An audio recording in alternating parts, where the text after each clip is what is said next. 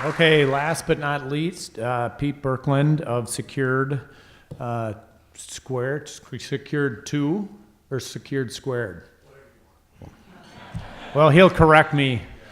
IP secured debt. So Darren Klum is a longtime friend and the CEO there, and Darren and I got together a handful of months ago, and Darren was talking to me about the financing strategy that you all were on, and I was very interested and wanted to share it with the group, so I was actually kind of the kernel to kick today off. And then we heard Gary Kohler talk a little bit about IP portfolios and securitizing those. So Pete, tell us a little bit about what you folks did in this category.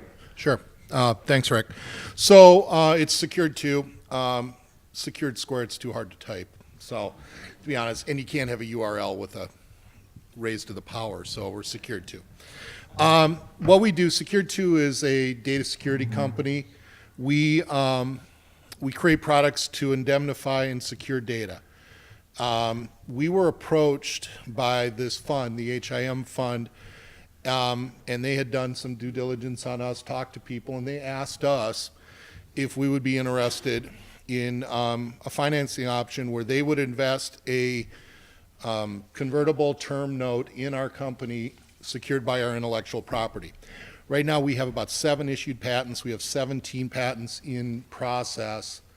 So it was somewhat of a good match. Business-wise, it was a good fit for us because, one, our company had gotten to a point where we needed expansion capital to grow sales and marketing and product support, but we did not have, in essence, the metrics or really what we needed to attract equity financing or venture capital. So it kind of met our needs and it met their needs. So what are we looking at in terms of what does the product look like?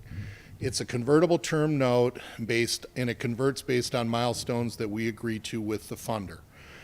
We pay interest only on the note over the term, and they can convert at their discretion anytime after 36 months.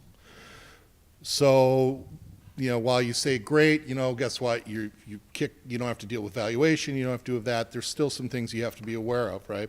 You've got a monthly interest-only payment you've got to make, so you've got to build that into your model, and as you grow, make sure that you can cover that. You are going to more than likely give up equity, or you're going to have a term loan that you have to pay off at a certain point in the future. So you've got to have that available to handle. And then you have to be able to look at how you do additional financings. So if you go out and if we have to go out and raise additional equity or that, we have to make sure that we have work with funders in that have the ability to either pay off that debt or are willing to absorb that debt and let that live on our balance sheet.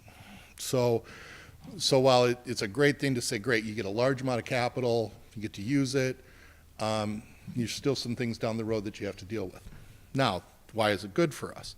Like I said, we were able to get the capital we needed to grow the business. Dilution is based on how we perform. So we made a bet on ourselves that said, we're going to perform, we're going to beat our expectations on what we think on those milestones, and we're going to reduce our dilution. And we really only have to do interest-only payments on the debt, so we aren't servicing a principal payment. So that's kind of where we're at on that financing. And you, as the CFO, if it cleared the hurdle with you, presumably it's good for the company. Yeah, it was. To be honest, we needed to have a larger amount of capital in our business to go. A smaller round, a traditional seed round wasn't going to do a lot for us for what we needed to do with some of the partner opportunities we had and some of what we needed to put into the business. Right. Great. Thank you very much. You're welcome.